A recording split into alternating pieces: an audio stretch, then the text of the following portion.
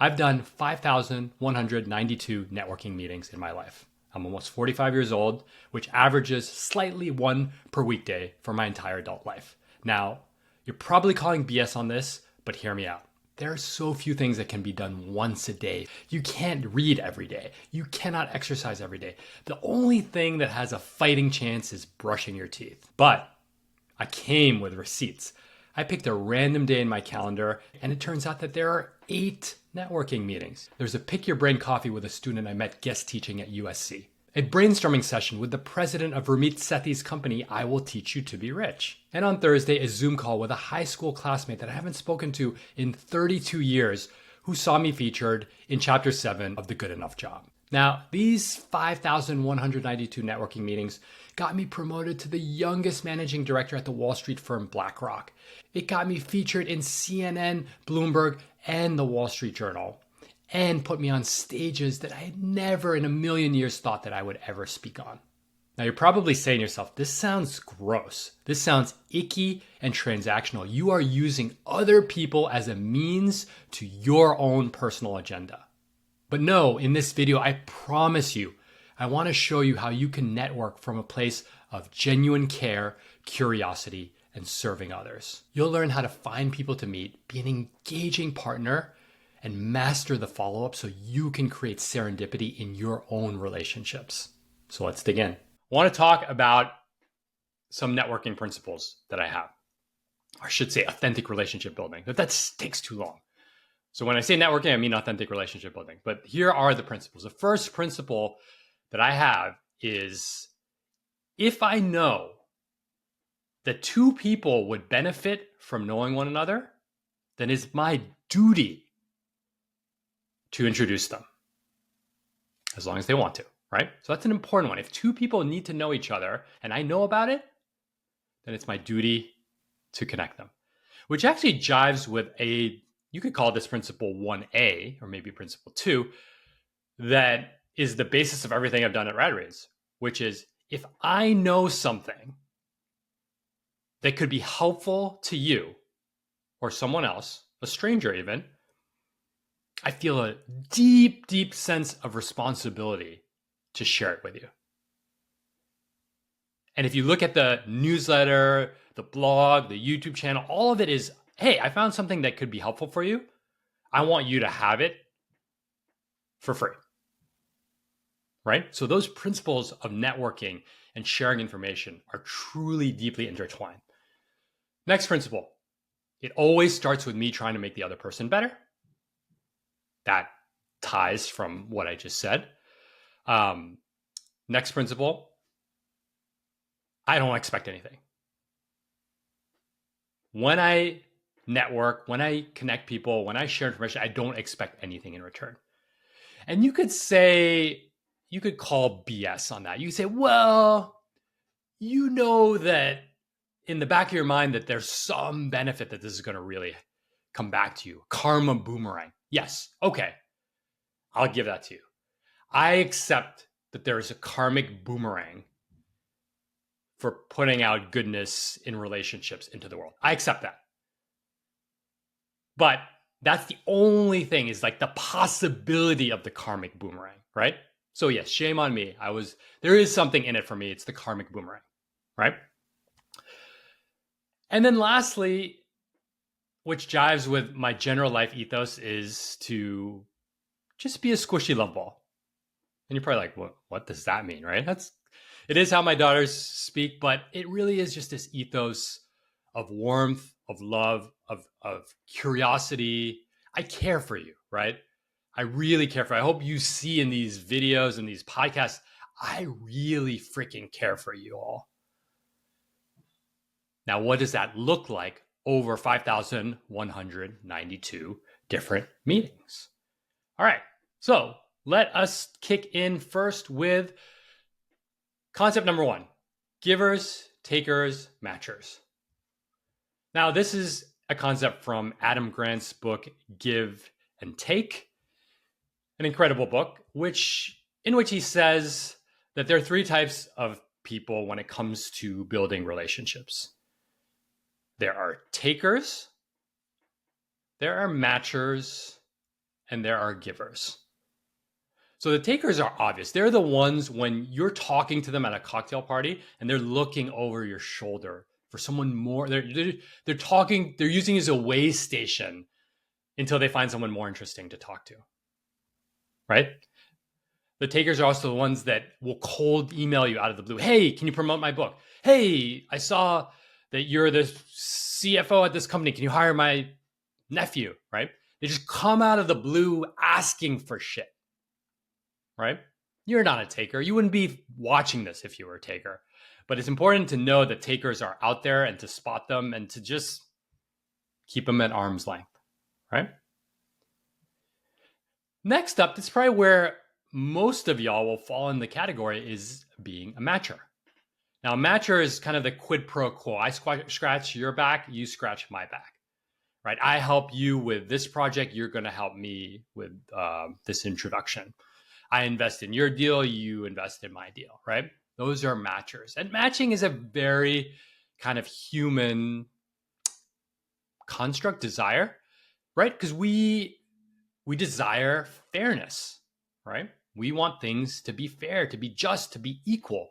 And so if I'm going to help you, of course I want you to help me back, right?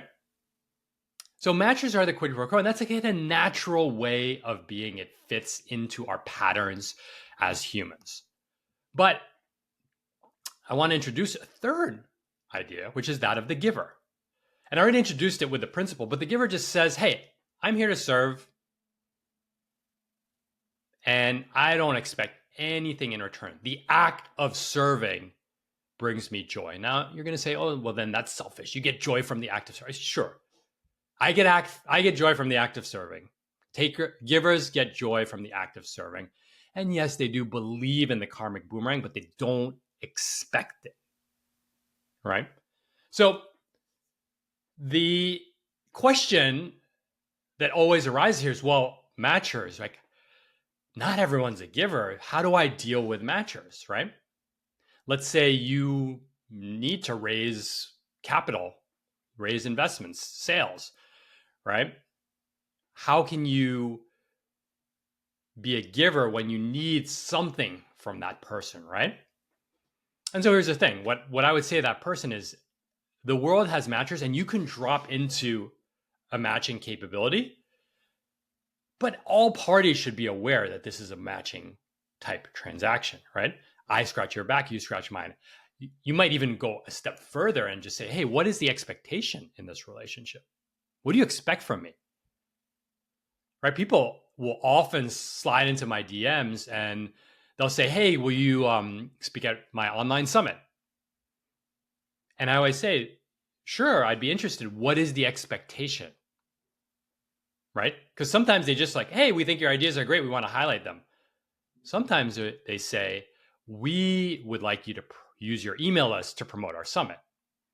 So just get the expectations out in the open when you're dealing with matchers. Then it just becomes a business transaction. Let's not pretend that we're going to be fucking friends. It's a business transaction and you get something from me, I get something from you. Like, you should be a matcher, but what we're going to talk about here and beyond is well beyond the categories of matchers. All right. Next up, let's talk about the strength of weak ties. This is another principle that really animates my life, my career. It's so powerful, fucking beautiful. The strength of weak ties. So this principle was originally started by a social psychologist by the name of Mark Granovetter in the 70s. And then it was adapted by the founder of LinkedIn, ironic, Reid Hoffman, in the early 2000s. And so this principle, the strength of weak ties, basically says that if you're looking to access new opportunities, and in this particular case, it was job opportunities, you have to look for your weak ties. These are your casual acquaintances, not your day one homies, right? And so if you think of your day one, your strong ties, it's the people you went to college with, your direct coworkers, the people that you talk to on a regular basis, right? And what happens if you were to look at a map of a network, you would see that these people would all be really clustered together. And so if you're looking for access to something new, then you need to step out of that cluster into a new doorway to another cluster. And so this research showed, they had this famous study, I'm going to butcher it a bit, but where they tracked how people were getting jobs. They were responding to job ads and they tracked the pathways through the connectivity of the job search process.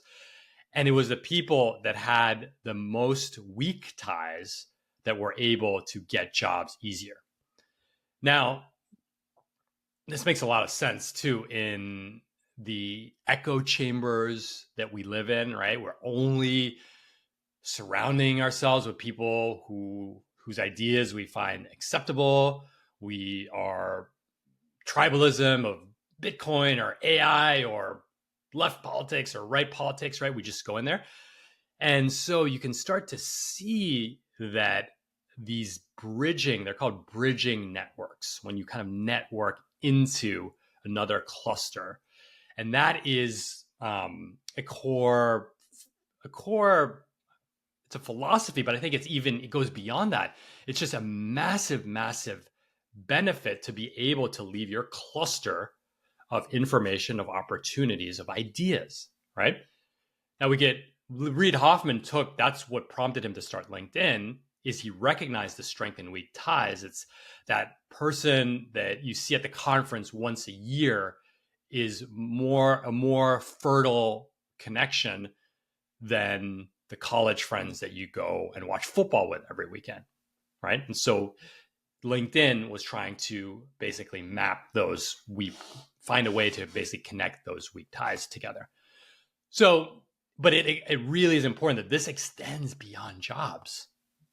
This is how you get exposure to new ideas.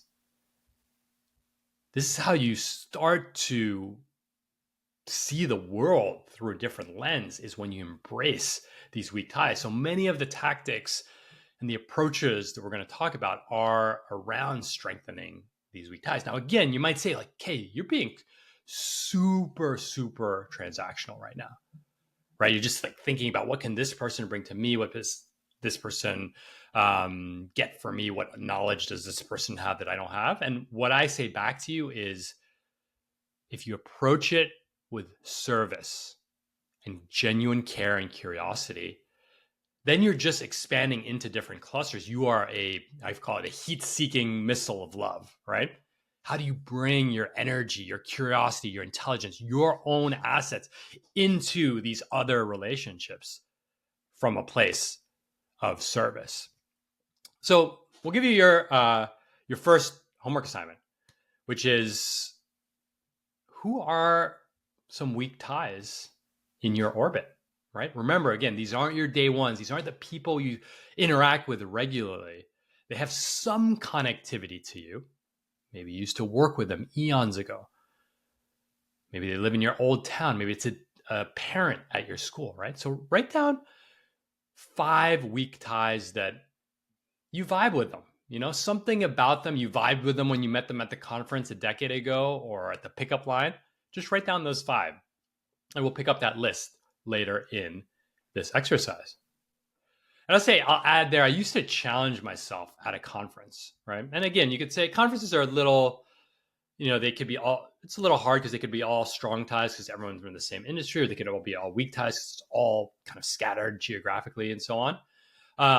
But I remember I used to challenge myself at a conference when there were the people that I knew at the conference. I said to myself, I'm going to just try to strike up a conversation with a complete stranger, right? And so I'd kind of go over to, hey, what do you think of the calamari? Or it wouldn't be that corny, but kind of, I'm a pretty social person, but I'm very shy in terms of meeting strangers, right? And so you could kind of challenge yourself sometime to kind of get out of that just like meet new people, right? And put yourself out there a little bit. Could be dating, could be at conferences, Could be at a parent meeting. I talk about parent meetings a lot because it's kind of like dating in your 40s, where you bring all these parents with all their friends and all their ingrained beliefs, and you're like, now you all need to be friends because your kids are going to be friends, right? So, all right. Now let's go to, how do you start meeting people? So a common question that we'll get is, how do I start meeting people? And there is no easy answer here, but let's talk about it in two words. Let's talk about it in the physical world, and let's talk about it in the digital world. So in the physical world, first is, again, like I said, just be the ability to put yourself out there, right? So if you're able to put yourself out there, and there's so many different ways you can do it. I remember when I was younger, it was different like sporting type leagues, like Zog Sports in New York, where you play dodgeball or indoor soccer with a bunch of people around your age. You go grab a few beers after, right? There was a New York Roadrunners Club where you'd run around Central Park. Again, there's always like food after. Here in LA, there's the Venice Running Club. There's a lot of different running groups, exercise groups, affinity groups, right? Volunteering would be another one. Taking classes. There's such a Toastmasters. There's such a culture now of General Assembly, of taking classes.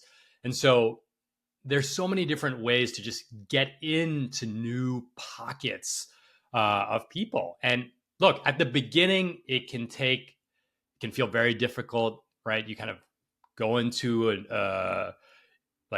join a dodgeball team where literally no one there, but you'd be surprised, right? You just need one or two people, again, to make those new friendships, and then a distant B, to set off this karmic boomerang, right? And again, a lot of it just starts with striking up conversation, being interested in people. We're going to talk about like what these actual conversations look like.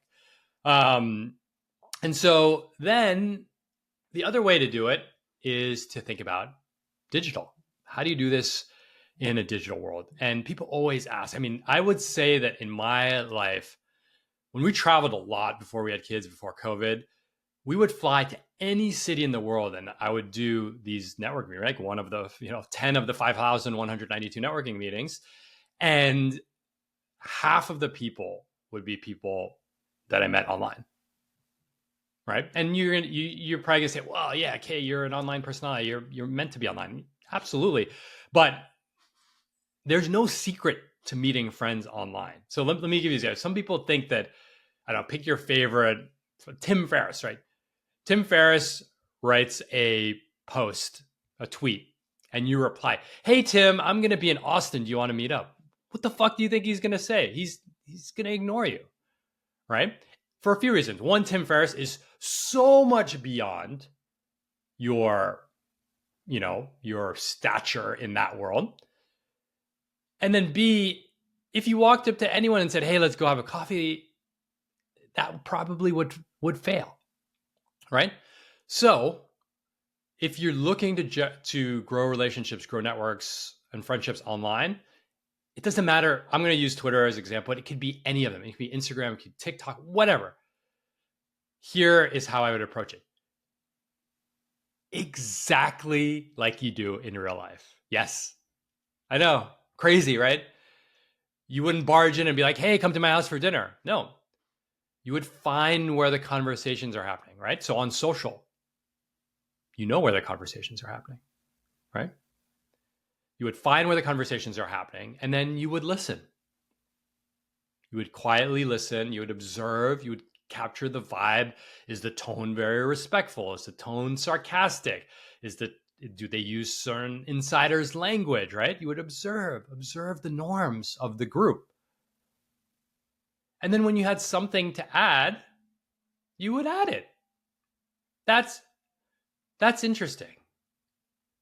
Have you looked at it from this angle? You might ask people to explain things further, right? People forget that social media is not this one-way broadcast of like Kardashian, look at me, look at me, look at me. It's actually a place to be social. And people have totally forgotten the plot on that. So There's so many, the digital, what's so powerful about digital is that there's so many interesting, kind people. There's your tribe out there. If you are a bisexual who loves tattoos and Brazilian jiu-jitsu, you're going to find your tribe online. They're there. And what's even cool is they're probably like, some of them are in Bali, some of them are in Berlin, and some of them are in Buenos Aires. See what I did there? All bees. So that's how you approach it digitally. Now, you're probably still wondering, how do I get the ball rolling? I'm not social like you, Khe. I don't even know where to start. Here's where you start. You have friends, and you have things you care about. They could be professional, they could be personal, they could be a mix of both. Go to some of your friends and say, hey, I'm looking to meet cool people. Right now, I'm really interested in insert blank. For me, I would say I'm really interested in joining a new fiction book club. See where that goes. Or you could lead with service. Like, yeah, I've really learned a lot about teaching my kids how to code. I bet if you had that interest, which I know, shout out Chris, our old guest, if you had that interest and you volunteered it to someone and said, hey, I want to share what I know, that friend would introduce you to someone interesting. Yeah, and you could say on the end, like, don't introduce me to assholes, only people who are nice. I only want to do this on Zoom. Again, you could start to name things. So that's your homework number 2. Think about a few friends that could get this ball rolling. And the homework is to get connected to other interesting people. Especially this is for people who have trouble. They don't even know where they're going to begin. All right. A note about power dynamics. We talked about that Tim Ferriss example. I have flown to places to meet people, right? You have to respect the power dynamic when you're looking to meet new people. So for example, let's say some of the people that I have flown to see are extremely successful people in my world. And they might say, hey, we might be talking digitally, the whole thing I shared with you before. Hey, I'm going to be in Orlando. That's a little bit of a lie, but I'm going to be in Orlando next week or in a month. Would you be down to get coffee? Right? Because this is someone who I really want to meet. And again, I want to serve. I want to apply all those principles, but the power dynamic is in their favor. Now, it's rare that I would fly to someone, but using that as an example, you could say, like, for example, if Bill Gates, I know he's not so popular these days, but if Bill Gates said, Khe, I want to meet with you, I want to learn more about RadReads, I would say, Bill, tell me the time, tell me the place, and I'll be there. Now, there might be a few non-negotiables, like my kids' birthdays, but that's how it be. Likewise, on the other end of the spectrum, I put myself out there and I try to do 1 or 2 mentoring meetings a week. Now, that's a lot, right? That's a good chunk. That could be 5% of the total meetings of the 5,192. And people reach out to me all the time. And then I used to say back in the day in New York, because oftentimes they're like younger finance folks who wanted to leave, I would say, and some of you listening might have been on the receiving end of this. I would say, I'd love to meet. I just became a new dad. If you could meet me at this coffee shop at 11 a.m. and we'll go for a walk together. And here was the trick. Or the trick was we would go for the walk, but I'd be pushing the stroller and my daughter would be in the stroller. And I knew that at 11 o'clock was when my daughter napped. And so it would make the person come to me. One-time option. I'm the Bill Gates in this example, not the sketchy Bill Gates, just the OG Bill Gates. I'm the Bill Gates. And I said, you come to me at this time, take it or leave it. And again, it's always with respect.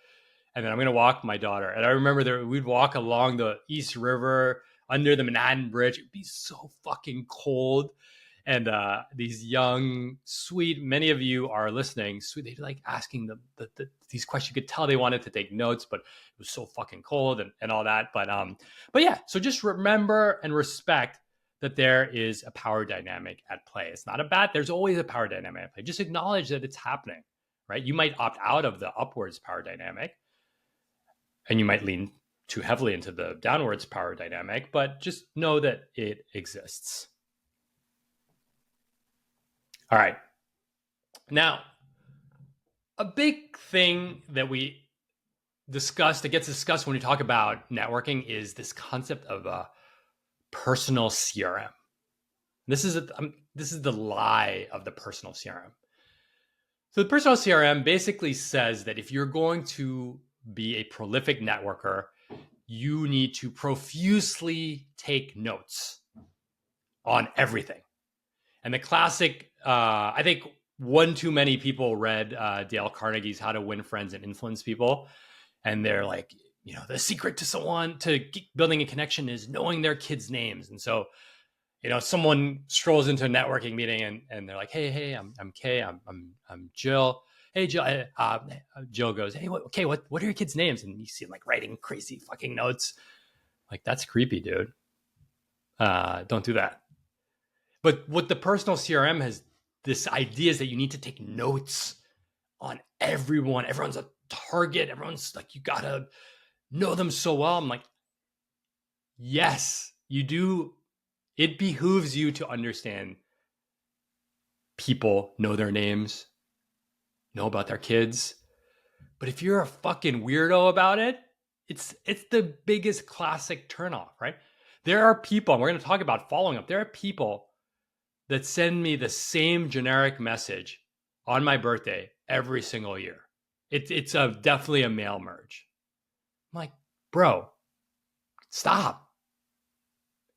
This makes you look worse than if you didn't send something, right? So don't be that mail merge CRM, personal CRM, bro. All right, let's talk about, so we talked about how are you going to meet people. And let's talk about what do you do when you're in the meeting? And this applies to both digital and in person, but I'll probably lean towards in person. Here's a starting principle or starting approach is do everything in your power to make the other person feel seen. People love to feel seen. People love to be validated, to be told that they are smart, that they are unique, that they are a pretty little snowflake. I just made up the snowflake part. People love that. Now, again, don't blow smoke up people's asses if just because you know that that's a trait of human nature, but let that be a lens through which you approach these relationships, right? Let it be a lens, right? So a few ways to do that. The number one is listen. I want you to think about when you meet someone, 90-10, the 90-10 rule of meeting someone. What does that rule mean? 90% listening, 10% talking. And in those 10%, good questions, not talking about yourself. I know. You're probably saying to yourself, this sounds so hard. I love talking about myself. I'm such a narcissist. Oh, I get so excited when I tell people about my amazing achievements and accomplishments and all the fucking shit I've done. Yeah. We all love talking about ourselves. But how do you build relationships if all you do is talk about yourself? How do you build genuine relationships, right? 90-10. Bro, please listen to me. I've met so many people and they just talk about themselves. Don't do that. All right. Another one. This one's going to be hard for my Gen Zs. Eye contact. There's a study that said if you break eye contact, I think more than a couple of times in a conversation, people instantly stop trusting you. So if you have that phone, right? You have the phone on the table when you're meeting someone, and there's these alerts and notifications. You should have your badges off, but they're coming up like, oh, text from mom, text from James, someone liked your Instagram. Every time you look down, you're breaking trust. Right? So just remember that eye contact. I once had a friend tell me, he said, okay, something really weird about your Zoom meetings. So I'll do like Zoom meeting on my couch, and I won't even set up the video to face. It'll be like half of my face will be cut off. And this friend said, it was like a strange comment. He said, could you fix the Zoom thing? It's really hard to see you. And it's also a testament that you are fully engaged in this conversation, that you have not once thought to change the camera angle. Right? So be that person. Do the eye contact. Next, ask open-ended questions. See, this is where it starts to get fun, because then you give the person permission to talk about themselves, right? Ask open-ended. Why did you do that? Right? That's what makes podcasting so fun. Tell me about this. Why'd you do this? What's interesting about this? How did it feel when this happened? You listen to Rick Rubin on his podcast. He does this his questions are so short. The shorter your question, the more in words, the more potent the response will be. When I ask questions, when I'm meeting someone new, there's a few strands that I like to go down. One is I love to understand the decisions that they made at key points in their lives. And if it's in a work context, why did you switch from this job to this job? Why did you move cities, move countries? Why did you choose this major? Right? Why did you sign up to be on this board? Right? Anytime someone walks you through their decision making, you learn a lot about how they think. Right? So that would be one. The other one, I think this is just fun, but again, this is how it cements that authenticity, that bond, and really understanding people, is understanding like lineages of things. So I was always fascinated. In New York, there was this really successful group of Wall Street traders, and they worked at the different big banks. They were really successful, and they were all these owners in some of the biggest nightclubs in the city.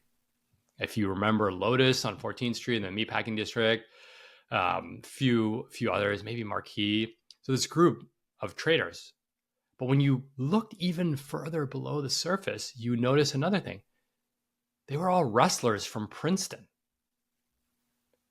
So this lineage had somehow realigned itself. And again, do what you want with that information. I just think it's interesting, right? When you think of these PayPal mafia or linked Coinbase mafia. Now they use the word mafia for them. But if you think about how this shows the movement and the connectivity of people and of ideas, you actually be surprised. I don't know much about politics, but if you looked at this in politics, it would be super fucking you'd be surprised of the flow of ideas, right? You'd probably just trace it back to the money. So and then always pay attention to see what lights people up, right? You'll see they'll be talking, you ask them this question, tell me about the time why your kids started doing gymnastics. And you're just like, whoa, all of a sudden their posture changes. The volume goes from a 4 to a 6. You're like, oh, there's something there. Tell me more. What that thing made you light up, right? A few other very tactical things. People love mirroring. So kind of if people, kind of like mirroring people's body language, mirroring their language. Again, I say none of this to be tactical, but if you're going to have a conversation, just know that this is how people connect, right? Mirroring. Another one, if you want to remember things, is to repeat it. So they say, oh, little Jocelyn won her gymnastics tournament. And I was such a proud mom. And you say, oh, wow, that's so cool that Jocelyn won the tournament. And there you're creating those synapses in your head. You're like, oh, that way you don't have to be a fucking weirdo. Be like, kid's name, Jocelyn. Like, no, you just kept using it in the conversation. And then next time you see the person, if you remember that their kid's name is Jocelyn, amazing. If not, oh well, right? But you didn't have to be the weirdo with the personal CRM. We talked about eye contact. And I think all of this, it's funny. If you go to, I've been in therapy for behavioral things with my youngest daughter. I'm in marriage therapy. All these things come up. Make your partner feel seen. Make your child feel seen. If you meet someone new, make them feel seen, right? It's a human need. And again, don't be sleazy about it, but just respect it. Like that's what makes humans feel good. It feels good when someone does it to you. If you ever have friends who are in medical sales, that they are so good at doing this stuff, right? Okay. Now, there's a question that people ask at this point. There's usually younger folks in their career, like, what if I don't have anything to add to the conversation? This is usually when you think about the power dynamic, young person wants to meet more senior person. And there's this quote, again, Bill Gates showing up strong in this podcast. There's a quote from Bill Gates that says, he said, whenever I meet someone young, I know that they have something very valuable to offer me, something that only they have that I can never have. And what is that? Perspective. So remember, irrespective of the power dynamic, you have a perspective that this other person doesn't have. And that is so interesting. Again, if you want to put it in transactional terms, it's so valuable. I just think it's so interesting. Every time I meet college kids, I've been meeting a lot of college kids because I've been doing some teaching stuff. I ask them, I have like I let them ask me questions because they want mentoring stuff. And at the end, I say, can we do a speed round? And so I do like speed fire questions. Like, okay, when you wake up, what are the order of apps that you open? Right? And one thing I learned from that is like YouTube is really high. Oh, that's interesting. I barely watch YouTube. Then I ask them, where do you get your news from? TikTok, mostly. But, that's changed over the years. Like, oh, that's interesting. Then I ask them, like, who's your favorite self-improvement blogger, YouTuber, or TikToker, and so on. Anyway, they have a perspective that I don't have. And it's so interesting to me. All right. So now homework 3, I want you to think about what's a perspective that you have that others don't have that would be interesting to someone. Again, it could be parenting perspective. It could be experience perspective. It could be an age perspective. It could be a geographic perspective, right? So homework number 3, what is a perspective that you have that would be interesting and helpful to someone else? All right. Next up, we're going to master the follow-up, right? Master the follow-up. This is where at the end of the day, at the end of a meeting, I immediately, as soon as I leave the meeting, I'll open up my phone, I'll create a task, and it's usually just things that I want to follow up on.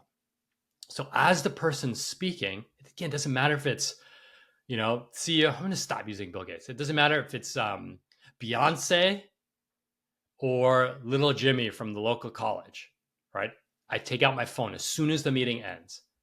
And I don't start acting all creepy writing, what their food allergies are in my personal CRM. No, it's a task.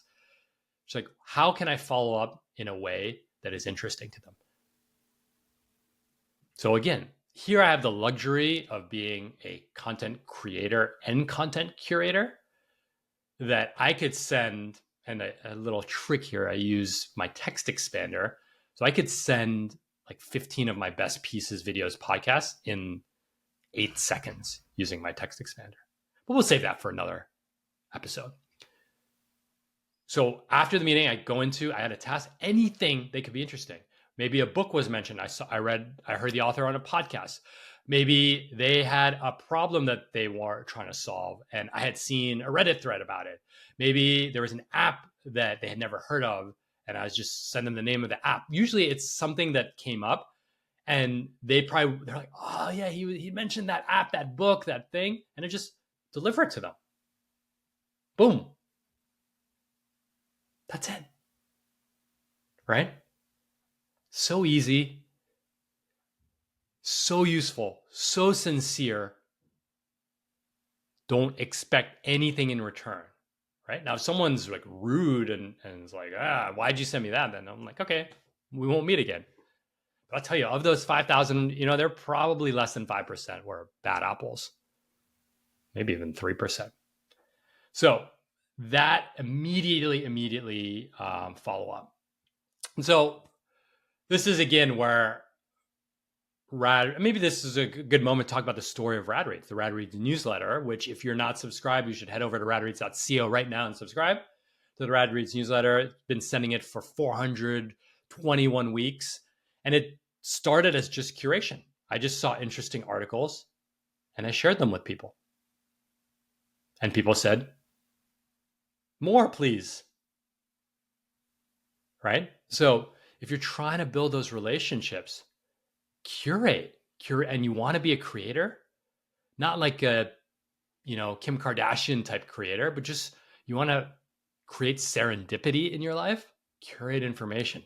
Jeez, there's so much information out there, so much good information out there. People are dying for curation. And it can be the curation after a follow-up. It could be a curation of a simple email. It could be a curation on your LinkedIn feed, right? That is how you serve others. That is how you add value. This is how you build those authentic relationships. Fuck the old networking playbook. So let's talk about any of this stuff, right? Okay. So next up, we have what I call the flywheel. We're going to talk about the flywheel, which is how to stay connected. So we talked about meeting people, how you find them. We talked about what happens when you meet them. And then we talked about how do you stay in touch, right? So there's this old blog post from my friend Sean Johnson from Intentionally. He was also a guest. It's a 5 10 100 system, 5 10 25 system, right? And there are 5 people who you want to keep in touch with every week. And then there's 10 people that you want to keep in touch with every month. And there's 25 people you want to keep in touch with every quarter. I think I have the numbers wrong, but basically it's how do you stay in touch, right? So this is where most people will just fall off. They can get the meeting, they can be entertaining and have a connection, and then they just fall off. Life gets in the way and you lose touch. So I want to start with the story of Ari Emanuel. He is the power agent from Endeavor. They bought the UFC and WWF, WWE, all those things. Power agent. He's also in the movie, the TV series Entourage as himself, not his real character. But there's a story about Ari is that he calls his network of clients, prospects, friends. This is how Hollywood power player. 300 short phone calls a day. Checking in. How you doing? Everything good? Need anything from me? How are you? What's up? Okay. That's extreme. But how can we adapt that in a way that is healthy and sustainable and genuine and he's doing that from a place of service. That is the ultimate place of service. Now, I don't know what Ari Emanuel's karmic boomerang looks like, how he cares about it, but that is a really if you just followed up, people just don't follow up, right? When was the last time when someone's like, oh, I'll check in with you in 3 months, and then they never check in? I always check in, and people are like, okay, you're the only person that actually says that actually follows up when they say they're going to follow up, right? So if you just follow up, you are beyond 99.9% of the people getting hype. I'm not cursing a lot, but getting hype. Okay. So some kind of system for follow-up. Now I want to explain, this is kind of the personal, I did used to have a personal CRM in my early 30s, late 20s. But I had a unique way of thinking about it. Now you're going to hear this and you're going to say, he's going against what he's saying. This is so disingenuous. This is so crass, right?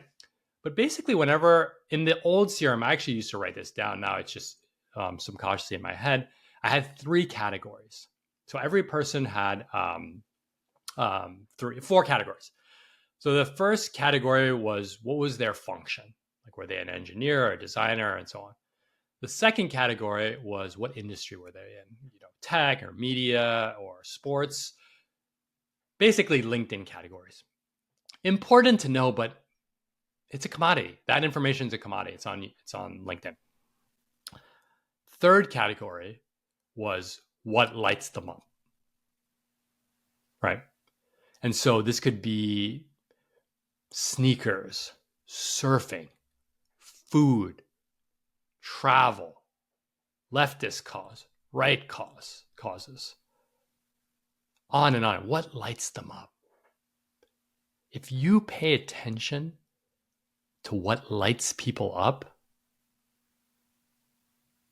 it's special. Special things happen if you pay attention to what lights people up. And then the fourth category was what's their superpower, right? And so here I had these weird superpowers, like this, the person that could win Jeopardy. Like that was could win Jeopardy was their superpower. Or someone who's a phenomenal storyteller. Or someone who's just so committed. Selfless service was one of my categories. I had another one, crazy creative. Those last two categories, when you look at people, when you see people through the lens of what lights them up and what is their superpower, it changes the fucking game. Right? People don't want to go to a party and talk about how good they are at law or banking. Oh, I'm the best. Well, New York, they do want to talk about banking. But if you ask a banker about his sneaker collection, or if you ask a lawyer about their favorite places to eat, boom, they will light up.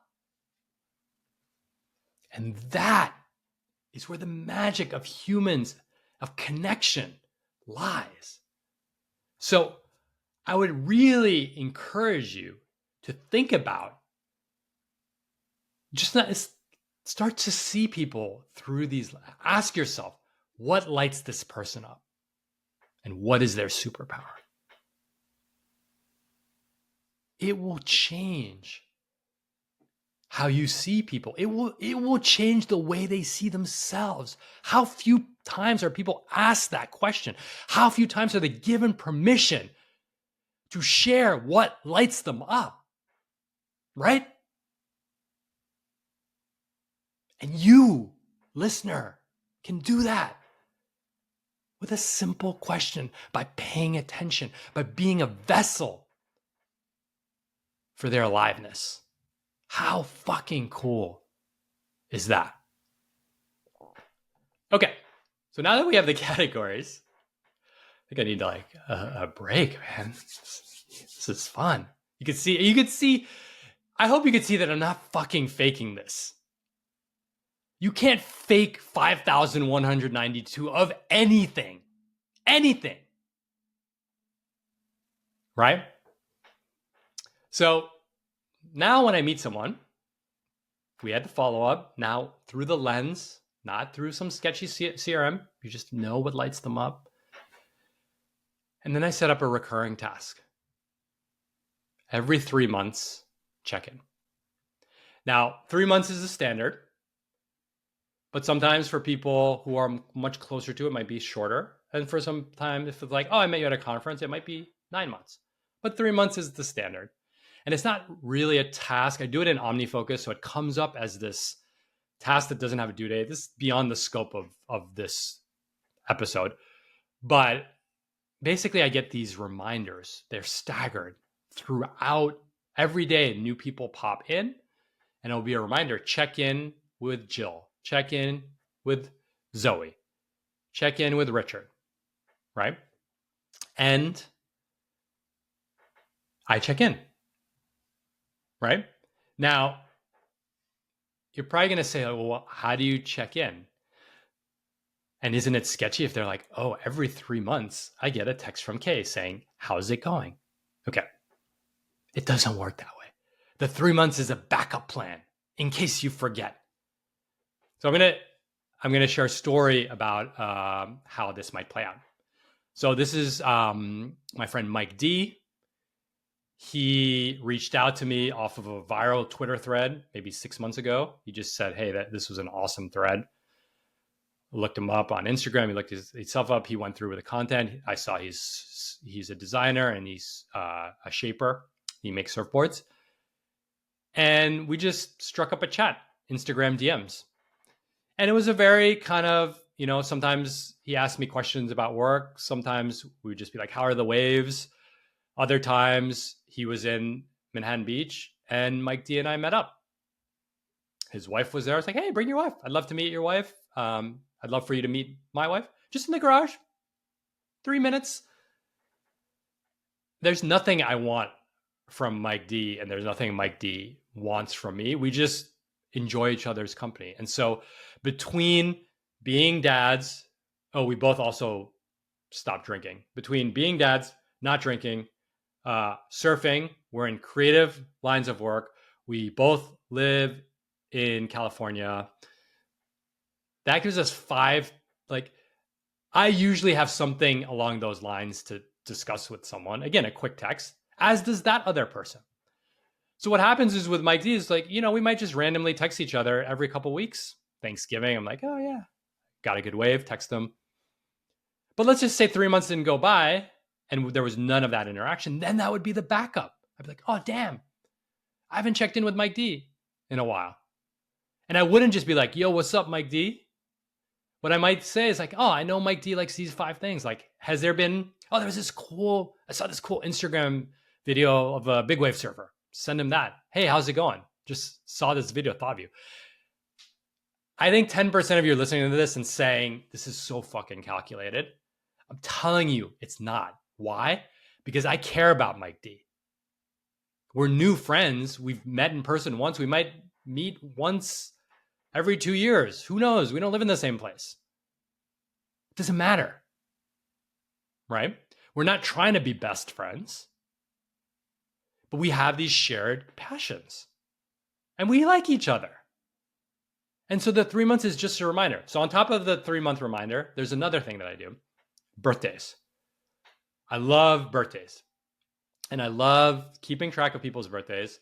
And not like the mail merge idiot that I talked to you about earlier, I send a video.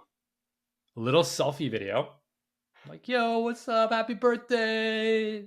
Weather's awesome. Usually some nice memory. What I appreciate. I appreciate that time you made me laugh and this. I love how passionate you are about fighting for climate change, or you just inspire me. You read so many books. Send that video. I've gotten even more. Sometimes I'll do it in Instagram, and so I'll just draw big smiley faces. Sometimes I'll draw obscene figures on it, just if they're one of those friends. And then you send it to them once a year. Now, if you're there are a few friends where it's kind of I looked in the text history and it's just that birthday video once a year. I'm like, yep, they didn't engage. Cool. Maybe just shut it off or just keep showing up with love, right? Either way, it's a win-win. Show up with love, or just, maybe this friendship wasn't, maybe this is one that died on the vine. So that is how, and if you want a system, actually, we have the Life OS. I don't use it. But if you want to use, because I don't use Notion for my task, I use OmniFocus. But if you want a system that actually does all the dates and reminders and all that, we created that in the Life OS. So we'll put a link in the description. So your homework number 4. I hope you're paying attention. Who are 5 people that you want to stay in touch with every quarter? And set a 3-month reminder. Start small. Recurring task, calendar reminder, whatever works. It doesn't have to be fucking fancy. Who do you want to stay in touch with? 5 people every 90 days. That's it. Start there. All right. Next up, another topic that's near and dear to my heart, the MBI. This is how you create serendipity explosions. Boom! The MBI. Mutually beneficial introductions. Remember I said at the very beginning that there's This belief that I have is there's two people that would benefit from knowing each other. And I'll add that they are kind, curious people, right? If they're not kind or curious and they have time, then it's my responsibility to connect them. I love MBIs because when I scan people on category 3 and category 4, what makes them come alive, what's their superpower, and then I see that they have some overlapping thing that they're in. They happen to be lawyers, they work in crypto, whatever. Then I'm like, oh, these two people got to meet. Now, a few things to consider here. First, most important, you have to check in with both people. There's a lot of strange things that it's called a double opt-in, but if you don't check in, that can really piss people off, especially as people get more senior. Always check in. And if you're on the receiving end of them, feel free to say no. Say no. Say, I don't have time. To me, it's because I get so many of these requests, I know who are my tastemakers, right? My superconnectors. So rule number 1, always use the double opt-in. People will get so fucking pissed if you don't. And they don't need to be so pissed, but it's really annoying to be on the receiving end because then you have to kind of backtrack, be like, actually, I'm kind of busy now, and all that. So that would be number 1. Number 2, same rule as one of the original principles. Don't expect anything in return. Right? Maybe you plant your karmic seed, but that's it. Right? And what happens here, if you get really good at this, all the people start hiring each other. Dude, I've been behind millions, or let's say not millions, hundreds of thousands of revenue, millions of dollars of transaction because of these MBIs. And oftentimes the people that really know how to make you feel seen will come back and be like, hey, when you made that introduction, that changed my business. But most people don't recognize that other people love to be seen. And so they're grateful, but they don't go back and tell you that thing you did was really nice. Comes full fucking circle, right? So that is the MBI. I think I've done, I measured it once and I think it was like 2,000 MBIs. So imagine the amount of luck when you do the MBI, they're mutually beneficial. So you're just creating a dose of good in the world. Boom, you're creating good out of thin air. It's fucking awesome. All right, your homework. I want you to do your first MBI, right? Now, really focus on category 3 and category 4, and bonus if they're overlapping industries or overlapping jobs, right? What makes them light up? What's their superpower? Make sure they opt in though, or else you're hosed. All right, next up, be the hub of information. We talked about this a bit I have an advantage because I'm a curator of information and a creator. But I have this thing where if you ask me a question multiple times, if I get the same question over and over again, well, now I write a blog post. But before I would just write it in a Google Doc. So we travel a lot. So I have these documents. I'll flash them on the screen. Copenhagen, Bali, Portland, places to eat, kid-friendly museums, parks to go, running trails. Just create that. The leverage behind that is amazing. So that's the first one. Just if you get asked a question many, many times, turn it into a little Google Doc or a Notion page, right? That way you become the hub for information, right? I'll give you a few other of mine. I have people always ask my camera setup. So I've got one of those. And you can throw in affiliate links. And then people ask me, how did you become a spiritual person? So the spiritual starter guide.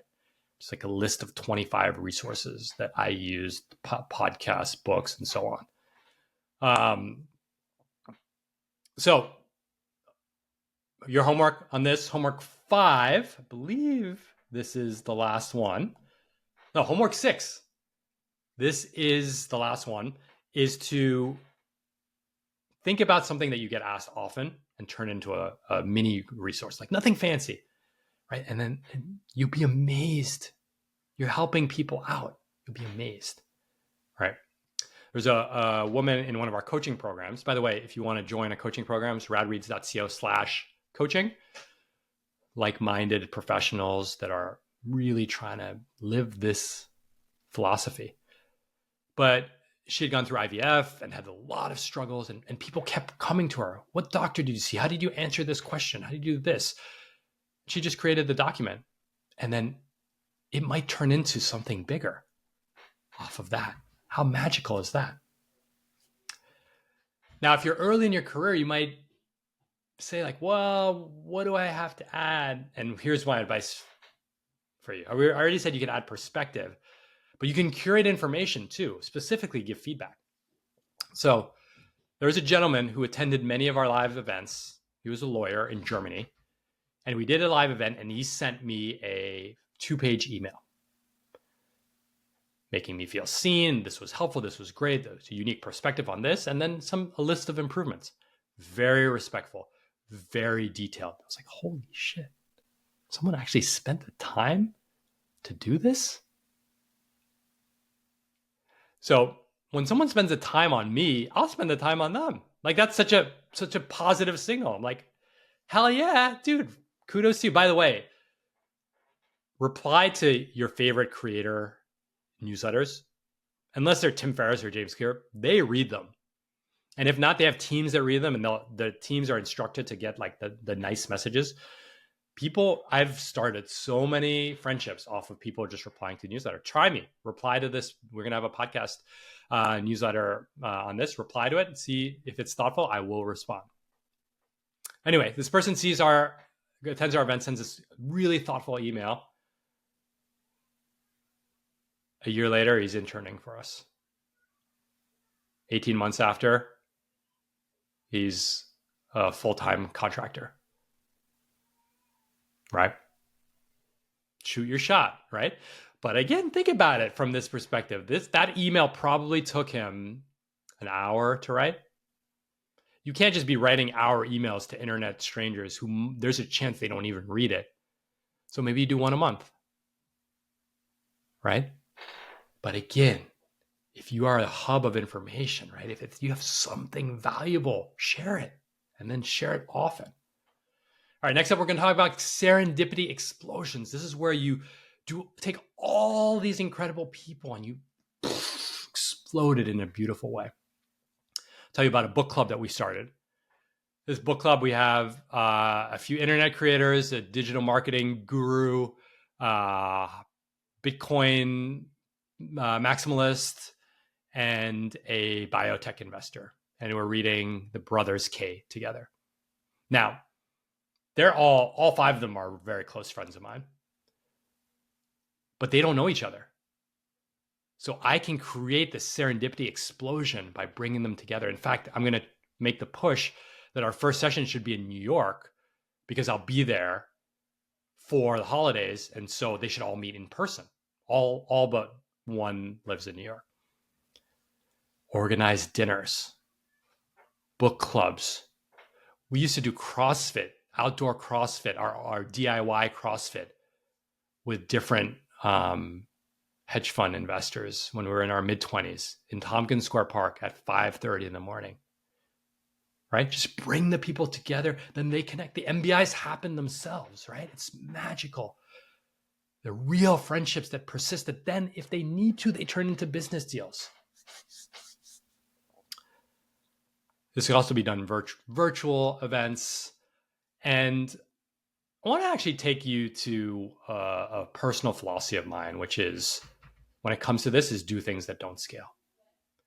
I love hopping on the phone with people, going for a walk. Now, I've got to set limits, but it's people, there are definitely people in my position that say, why would I have a 45-minute coffee with a 22-year-old? I'm like, the reason why I do what I do is to have a reason to have a coffee with that 22-year-old. Right? And I hope that you could see, and I do that so many of you have emailed me and reply with a video. That doesn't scale. I mean, that does scale because it's a video that's easy to send, but That is in the ethos. Do things that don't scale. When you do things that don't scale in the land of relationships, guess what? Your relationships are fucking awesome. Right? And I think so many people, when they talk about networking, they're actually trying to scale it. Now, I'm making the case, I'm making an hour-long case that it can be scaled. But really, at the heart of it, you can't scale. There's a limit to how much you can scale the enthusiasm and the love that you have for other people. All right. I'll wrap with saying that this is a long game, right? How do you do anything for 5,192 times over a 25-year period if it's not aligned with your values? How? It's just not possible. And because I have never expected anything to come back, when it does come back, God, it's an incredible gift. And I can see that you might still be raising an eyebrow and saying, this seems very transactional, okay? This seems like a machine.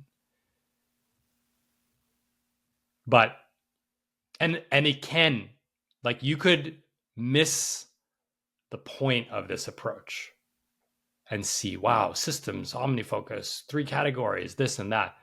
But no, it goes back to that genuine care, right? You cannot force yourself to meet with 5,000 people if you don't care. You cannot force yourself to meet with 5,000 people if you're just going to talk about yourself. You're not going to be able to follow up and wish people an authentic happy birthday or share them that article that you know will put a smile on their face if you don't genuinely care. Right? So yes, you can take this information and see transaction, outcome. But what I want you to see from this is you could see this whole thing and just see service, curiosity, love, shared humanity. Thanks for watching this video.